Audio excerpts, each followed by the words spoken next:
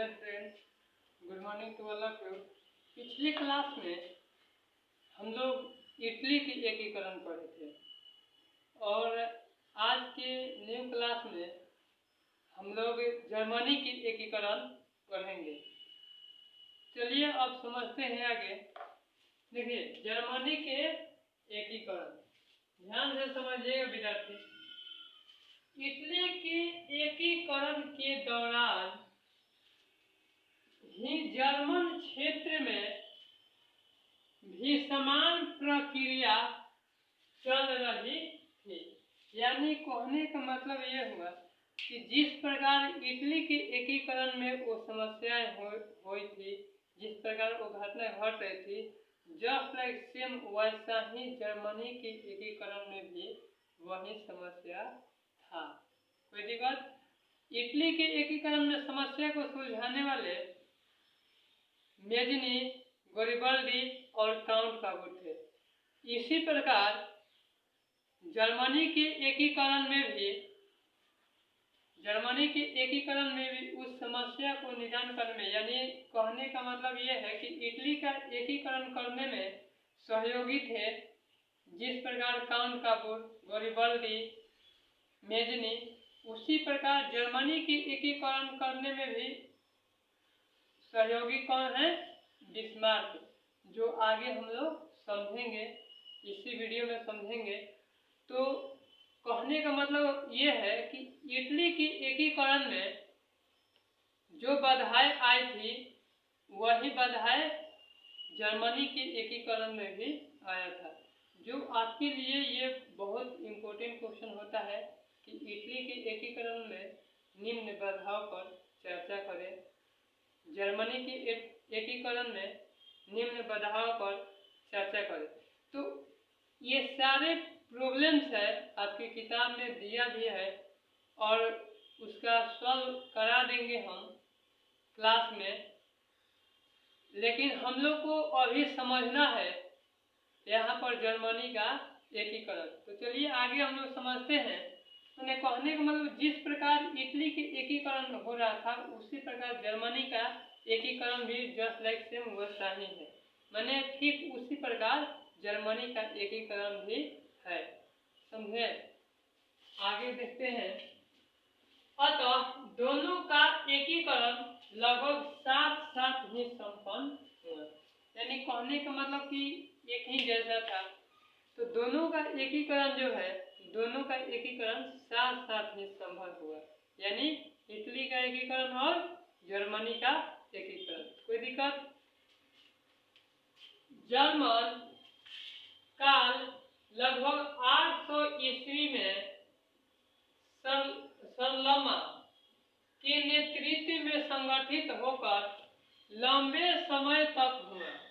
यानी कहने का मतलब कि जर्मनी का जो एकीकरण हुआ 800 ईस्वी में सरलमा के द्वारा जर्मनी का एकीकरण पूरे लंबे समय तक संगठित हुआ।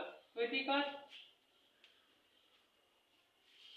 परंतु आधुनिक युग आते आते जर्मनी पूरी तरह से विखंडित राज्य था। यानी कहने का मतलब ये है कि आधुनिक युग आते आते जर्मनी पूरी तरह से विखंडित हो गया। यानी कहने का मतलब कि जो आधुनिक युग जो आया, मध्य युग के बाद आधुनिक जो युग आया, उस युग में जर्मनी जो है, जो छोटे बड़े राज्य से विखंडित, छोटे बड़े राज्य 300 थे, समझ में ना? तो वही 300 छोटे बड़े जो राज्य थे वो विखंडित हो गया। कब? जब आधुनिक युग आया। तो यही सबसे बड़ी बाधा है जर्मनी के एकीकरण का, जो आगे हम लोग समझेंगे। कोई दिक्कत? देखिए आगे।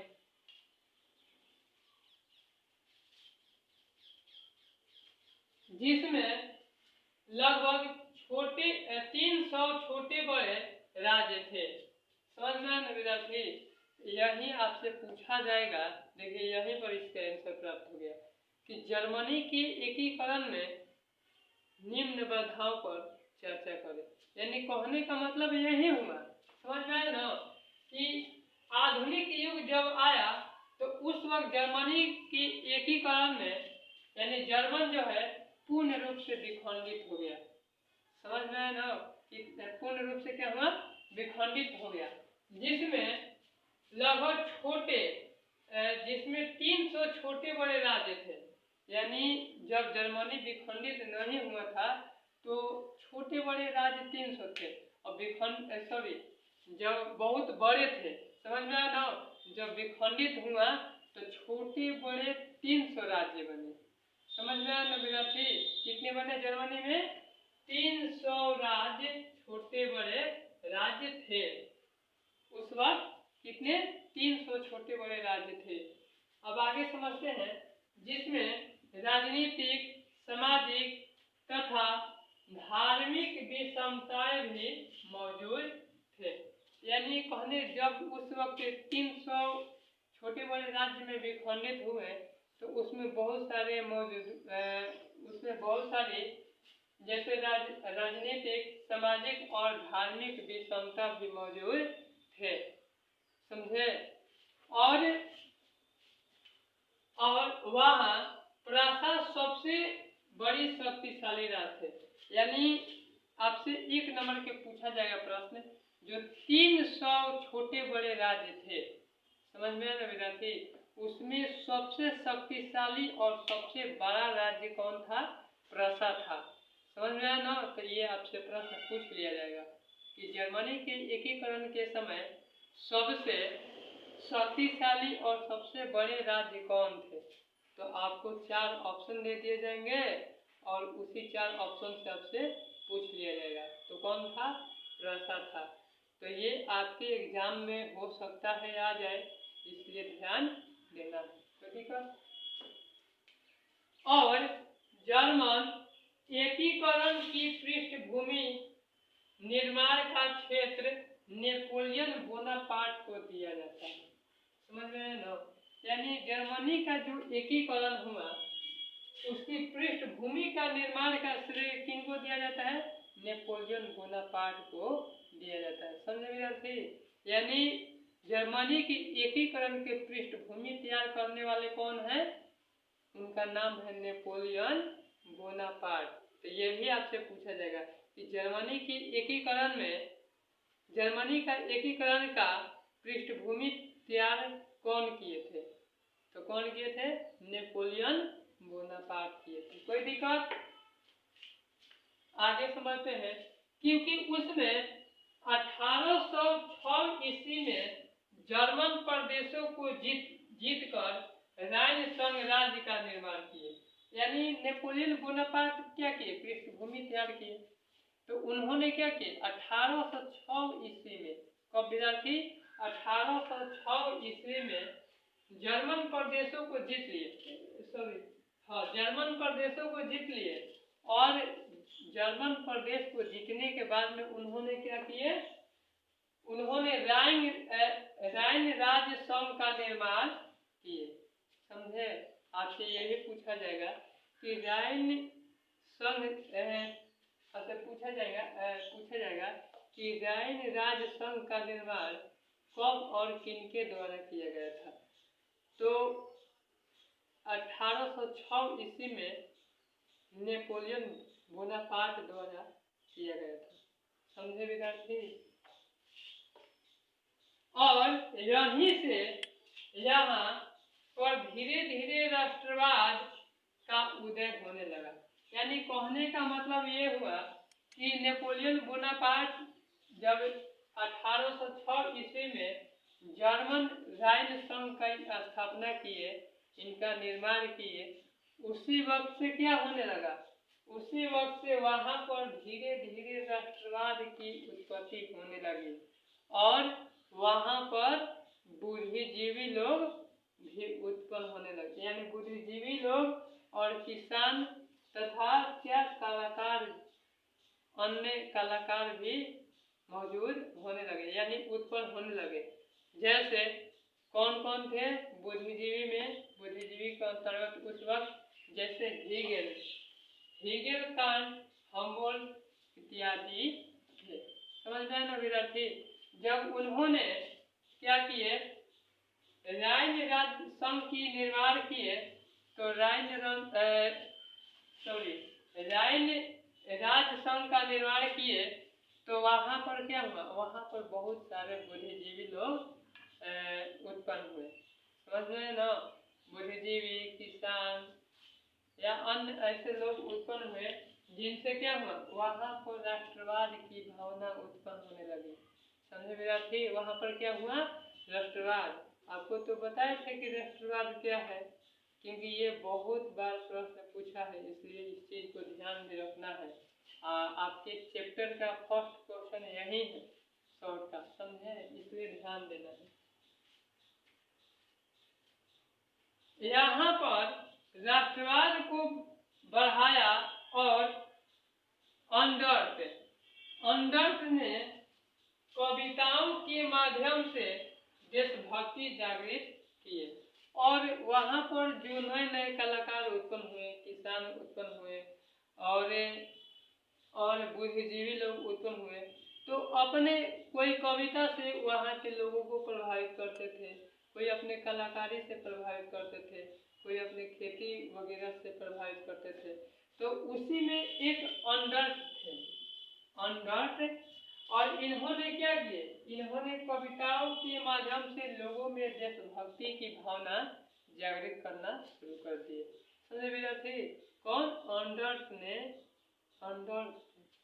इन्होंने क्या किए, अपने कविताओं के माध्यम से लोगों में देशभक्ति की भावना उत्पन्न किए, यानी राष्ट्रवाद, यानी अपने राष्ट्र के प्रति वहाँ पर लोगों में एकता का माहौल उत्पन्न करना चाहते थे। किनके द्वारा, कविताओं के द्वारा। कोई दिक्कत विद्यार्थी।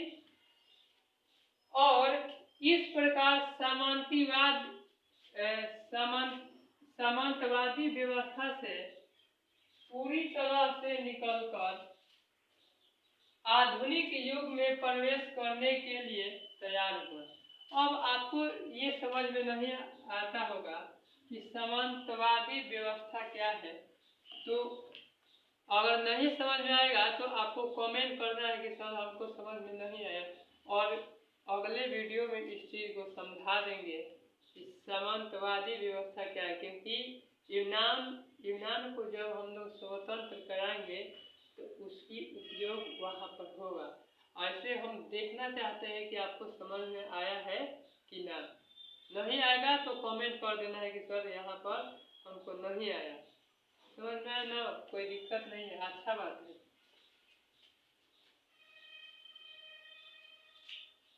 तैयार हुआ। शिक्षक और विद्यार्थियों ने जर्मनी एकीकरण के उद्देश्य से ब्रुसेल्स सेफ्ट नामक संस्था स्थापित कर दिए। समझ में ना, तो वहाँ के लोग जब बुद्धिजीवी हो गए तो वहाँ के शिक्षक और वहाँ के विद्यार्थियों ने मिलकर क्या किए, जर्मनी के एकीकरण के उद्देश्य से एक संस्था का निर्माण कर दिए।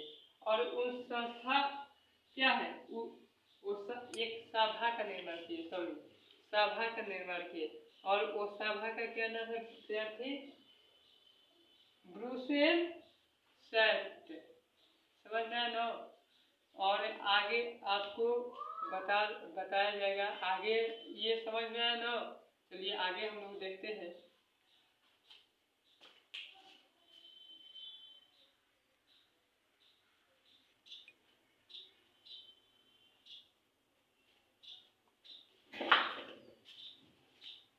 चलिए विद्यार्थी आगे हम लोग समझ लेते हैं कि देखिए अब क्या है। 1834 ईस्वी में जर्मन व्यापारियों के आर्थिक व्यापारिक समानता के लिए प्रशा के नेतृत्व में जाल्वेरिंग नामक आर्थिक संघ बनाया। यानी 1834 ईस्वी में क्या हुआ, वहाँ के जो व्यापारी थे, जर्मन व्यापारी, वो अपने आर्थिक गतिविधि को बढ़ाने के लिए, अपने समानता को बढ़ाने के लिए, अपने एकता को बढ़ाने के लिए एक संस्था की एक संस्था बनाए जिनका क्या नाम है, जाल्बेरिन संस्था बनाए और जाल्बेरिन नामक आर्थिक संघ की स्थापना किए और इस संघ ने क्षेत्रीय आदतों को कुचल दिए, समझ में लो, और क्षेत्रीय आदत को क्या कर दिए, कुचल दिए और वहां पर राष्ट्रवाद की भावना उत्पन्न कर दिए, समझ में लो। यानी राष्ट्रवाद कहने का मतलब कि लोगों में एकता के प्रति भावना उत्पन्न कर दिए। कोई दिक्कत? देखिए आगे हम लोग समझते हैं। 1848 ईस्वी की फ्रांसीसी क्रांति ने जर्मन राष्ट्रवाद को एक बार फिर से भड़का दिया। यानी क्या किए, 1848 ईस्वी में फ्रांसीसी क्रांति ने क्या किए, जर्मन राष्ट्रवादों को फिर से एक बार भड़का दिए और दूसरी तरफ इस क्रांति ने मेटरनिक युद्ध का अंत कर दिए, समझ में न, क्या कर दिए, मेटरनिक युद्ध का अंत कर दिए। कोई दिक्कत विद्यार्थी? चलिए देखिए आपके बीच एक प्रश्न भी है कि जर्मनी के एकीकरण में बिस्मार्क के योगदानों का वर्णन करें, समझ में लो।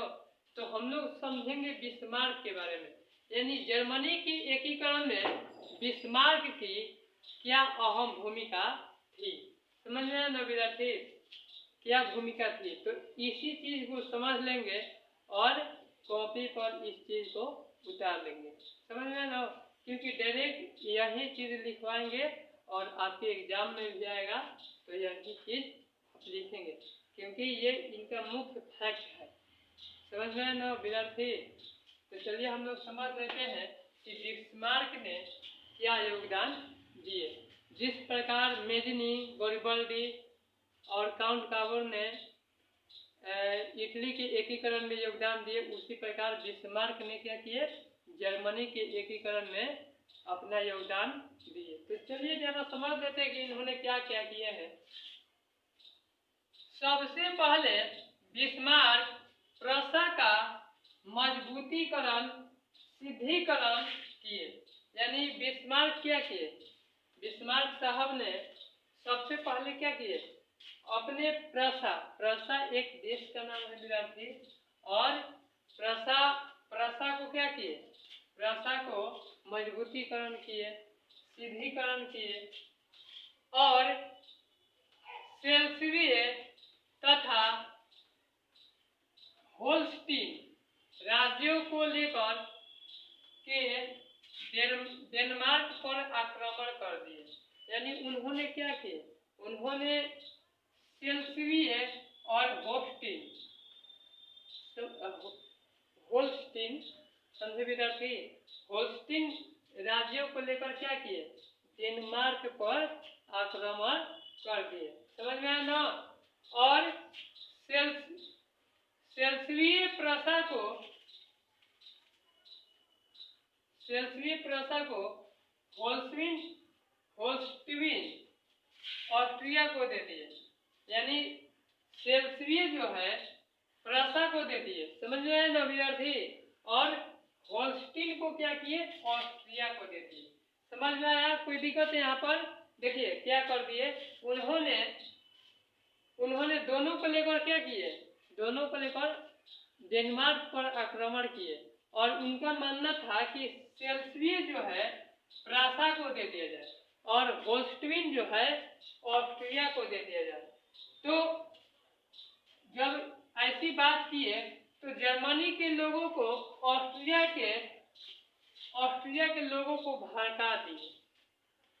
वो लोग क्या किया, ऑस्ट्रिया के लोग जो हैं वहां के लोग भड़क गए और भड़कने के बाद में विद्यार्थी बिस्मार्क को जर्मनी का एकीकरण करने के लिए ऑस्ट्रिया को हराना पड़ा, समझ में आया ना।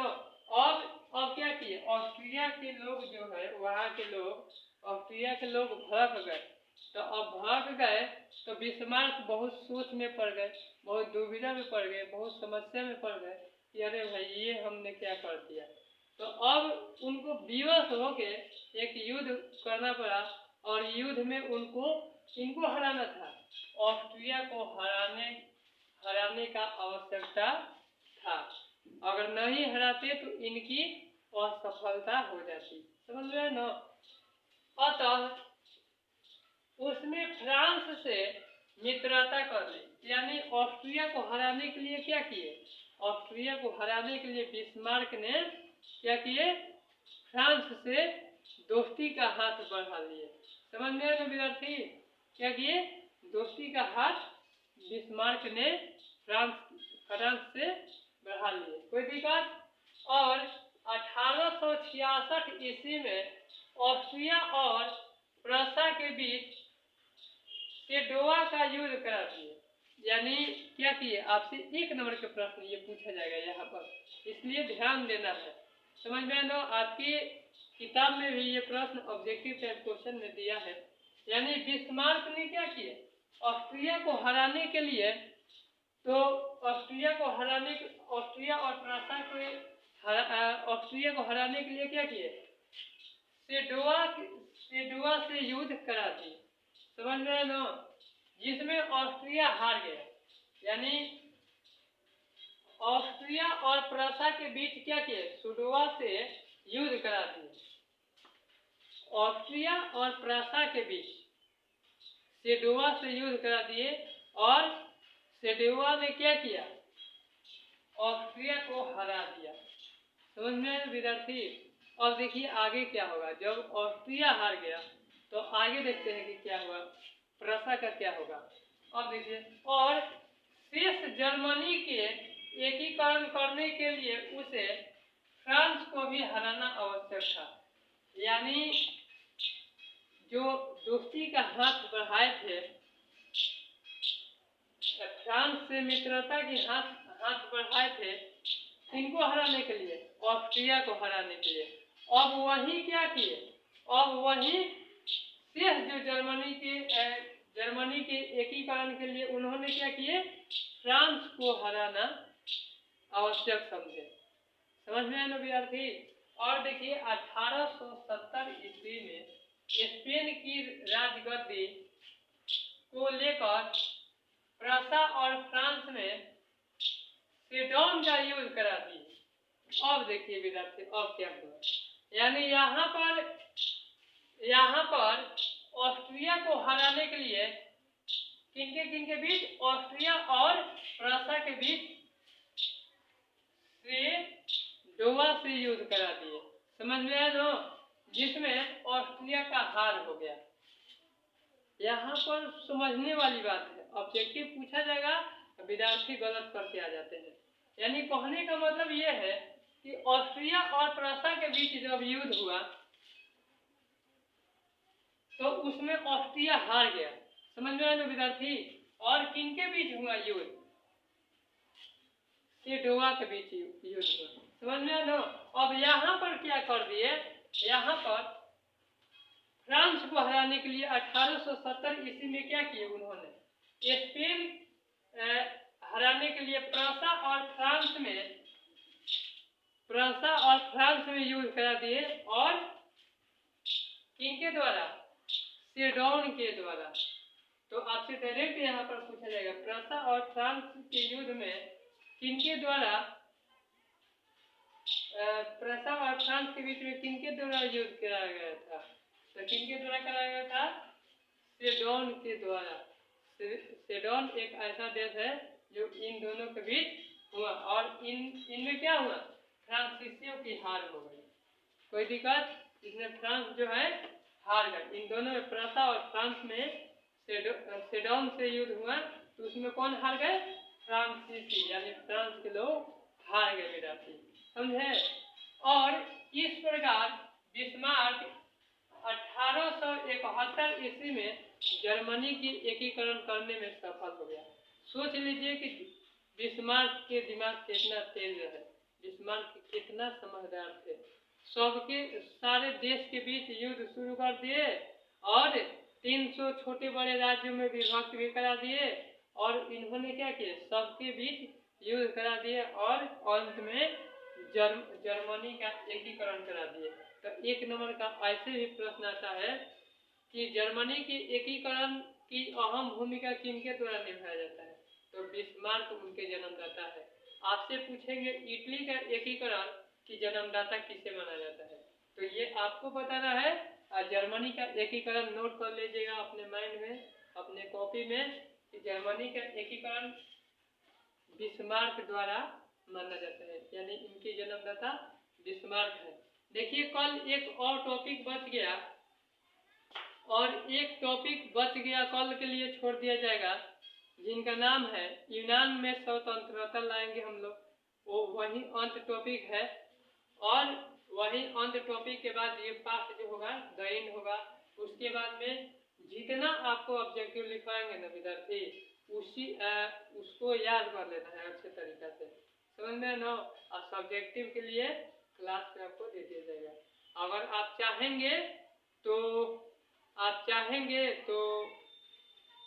क्वेश्चन आंसर चाहेंगे तो ऑफिस में आ सकते हैं, सर के पास फोन करके। समझ में आया ना विद्यार्थी?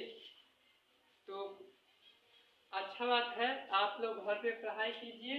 जो नहीं समझ में आ रहा है वो हमसे पुनः पूछ सकते हैं। अब तो आपको मेरा नंबर भी पता नहीं होगा, इसलिए आपको वीडियो में भी नहीं दे सकते हैं, कमेंट में भी नहीं दे सकते हैं, इसके लिए सॉरी। तो आपको ये सारी चीज पर ध्यान नहीं देना है, आपको बस यही ध्यान देना है कि जो ऑब्जेक्टिव होगा वो आपको पूर्ण रूप से याद करना है, जो हम लिखवा देंगे वो भी याद कर लेना है। कोई दिक्कत? अगर आपको समझ में नहीं आया होगा तो आप कमेंट भी कर सकते हैं। समझ में आया ना? चलिए आज के सिवा इतना ही, धन्यवाद।